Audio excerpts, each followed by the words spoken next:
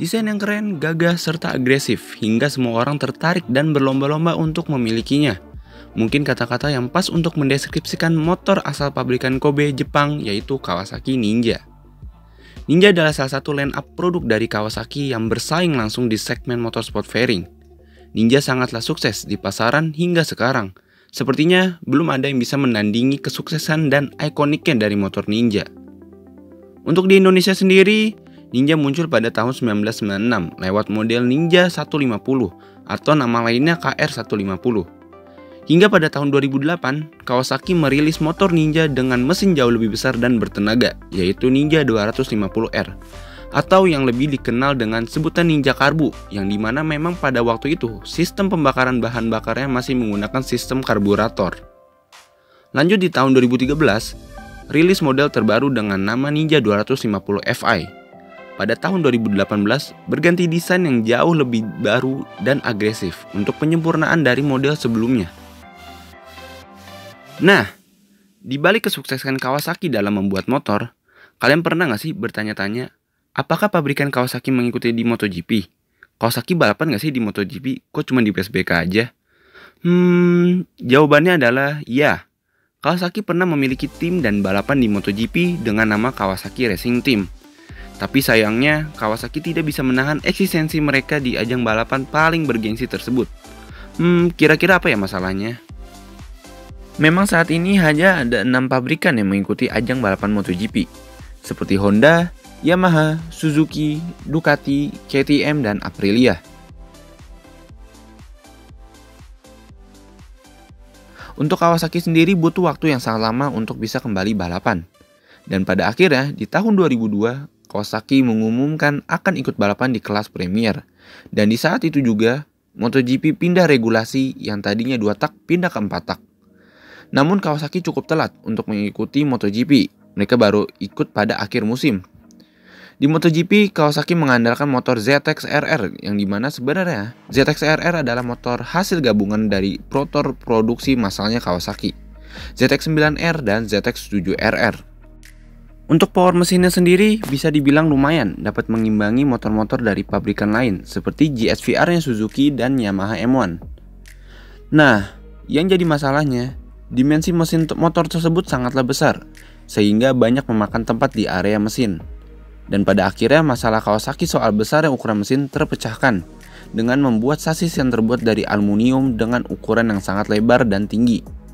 Tapi sayangnya, upaya Kawasaki untuk mengikuti MotoGP belum mendapatkan hasil. Pada 2003-2004, Kawasaki seolah-olah cuma menjadi tim peramai saja, sama sekali belum memberikan hasil yang terbaik. Dan memasuki musim baru, Kawasaki akhirnya merombak motor dengan benar-benar baru. Seperti sasisnya, Kawasaki mempercayai kepada pabrikan pembuat sasis asal Swiss, yaitu Suter. Dimensi ZX-RR pun jauh lebih kompak. Tetapi untuk mesinnya sendiri tetap mempertahankan fairing order screamer, yang dimana posisi mesinnya hampir tegak lurus 180 derajat, dan dipadukan dengan sasis dari Suter yang super rigid.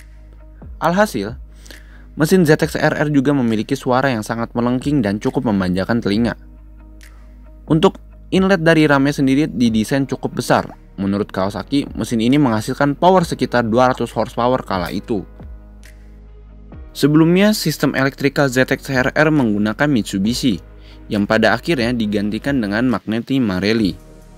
Perangkat elektronik ini sendiri sama persis yang dipakai pada motor Ducati dan Yamaha M1 yang ditunggangi oleh Rossi.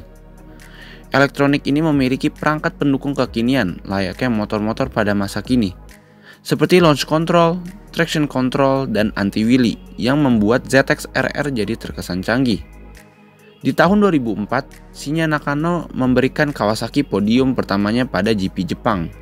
Musim selanjutnya, development ZX-RR cenderung tidak memiliki perkembangan. Pada akhirnya, Kawasaki hanya mengandalkan peluang, tapi itu juga kalau lagi beruntung, di beberapa kesempatan saja. Contohnya seperti wet race di GP Shanghai 2005 dan Motegi 2007. Atau paling tidak saat insiden Nicky Hayden dan Colin Edwards. Dan juga menurunnya performa Valentino Rossi membuat Nakano dapat finish di podium kedua. Sampailah di tahun 2008, krisis finansial pun melanda seluruh dunia. Dan pada akhirnya, Kawasaki pun memutuskan untuk keluar dari MotoGP. Alasannya karena pada saat itu sedang terjadi krisis ekonomi global yang melanda, dan perusahaan tidak bisa mendapat penghasilan yang diharapkan dari MotoGP. Kawasaki memutuskan mundur dengan alasan akan lebih fokus ke proyek-proyek lebih kecil. Tidak hanya itu, masalah finansial juga menjadi alasan Kawasaki hengkang dari MotoGP. Pasalnya, tim pabrikan papan atas harus menghabiskan dana sebesar 30-40 juta pound sterling atau sekitar 576 sampai dengan 768 miliar per tahun. Sementara untuk development ZX-RR sendiri diberikan kepada tim satelit Hayate Racing. Namun, Hayate Racing Team pun mengundurkan diri dari MotoGP pada tahun 2009. Alasan keluarnya pun sama seperti Kawasaki sebelumnya, dikarenakan krisis ekonomi. Kawasaki pernah melirik-lirik kembali saat mereka join bareng Forward Racing dengan memanfaatkan kelas regulasi CRT atau Claiming Rule Team yang dimulai pada tahun 2012. Namun, memang di ajang ini begitu susah untuk tampil kompetitif. Kawasaki pun akhirnya menyerah untuk peluang agar bisa kembali ke MotoGP. Tidak lama itu, bos Kawasaki Racing Team Katsuhiro Sato mengungkapkan alasan mengapa Kawasaki keluar. Sebenarnya Kawasaki tidak meninggalkan balapan secara penuh karena krisis finansial, melainkan mereka memindahkan budget tim pabrikan di MotoGP ke balapan lain yang mempunyai peluang yang sangat besar dan biaya yang dikeluarkan tidak begitu besar. Dan balapan yang dipilih Kawasaki adalah, yaitu World Superbike. Kawasaki sekarang lebih senang balapan di Superbike dan di ajang balapan lainnya yang tidak mengeluarkan biaya mahal dalam operasionalnya. Kita tidak ada yang tahu kapan akan kembali Kawasaki ke MotoGP. Semoga aja dengan keluarnya Suzuki pada musim depan, Kawasaki dapat mengisi slot kosong dan tampil kembali di MotoGP. Sampai di sini dulu pembahasan kita kali ini. Jangan lupa tetap support channel kami dengan like, komen, share, dan subscribe biar channel kita makin berkembang.